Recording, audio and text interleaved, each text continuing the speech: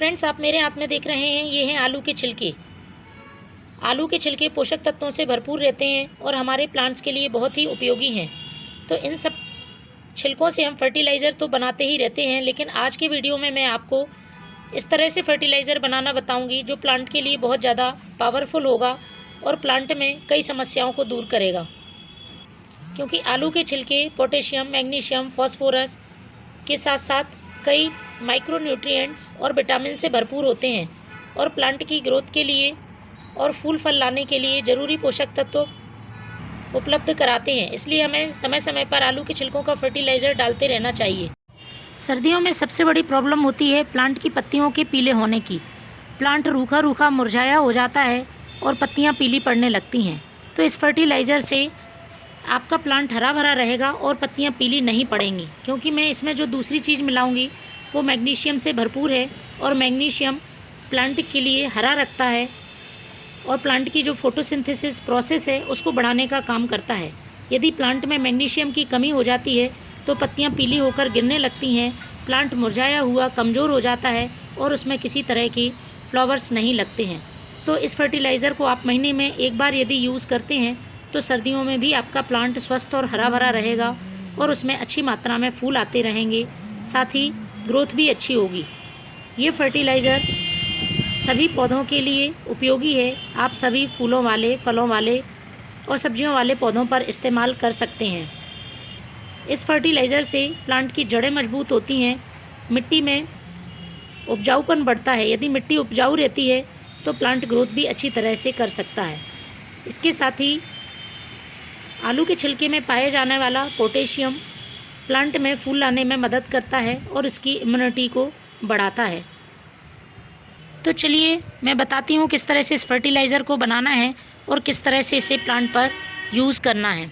एक खाली जार लिया हुआ है और उसमें ये आलू के छिलके डाल देने हैं। 2 मुट्ठी आलू के छिलके हैं। आप फ्रेश छिलके भी ले सकते हैं या आपके पास सूखे हुए छिलके रखे हुए हैं तो आप उनका भी इस्तेमाल कर सकते हैं। इसके बाद इसमें पानी डाल देना है। पानी डाल के 1 दिन के लिए हम इसको रखेंगे। 1 दिन बाद मैं दूसरी चीज़ मिलाऊंगी जो कि प्लांट के लिए बहुत ही उपयोगी है और प्लांट को सर्दियों भर हरा भरा स्वस्थ बनाए रखने के लिए ज़रूरी है। तो पहले मैं इसको ढक के रखती हूँ 1 दिन के लिए।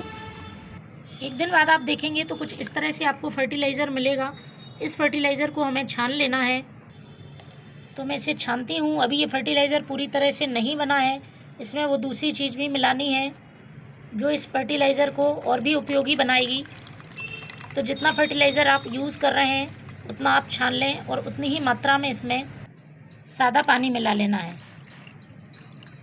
तो मेरे पास तकरीबन ये 1 लीटर फर्टिलाइज़र मिल गया है। अब इसमें मैं जो दूसरी चीज़ मिलाऊंगी वो है ये एप्सम सॉल्ट। एप्सम सॉल्ट का आपने नाम सुना होगा, गार्डनिंग में बहुत ज़्यादा इसका यूज़ होता है और प्लांट में पत्तियां पीली होने की समस्या को दूर करता है। इसका नाम मैग्नीशियम सल्फेट है। ये खाने वाला नमक नहीं है।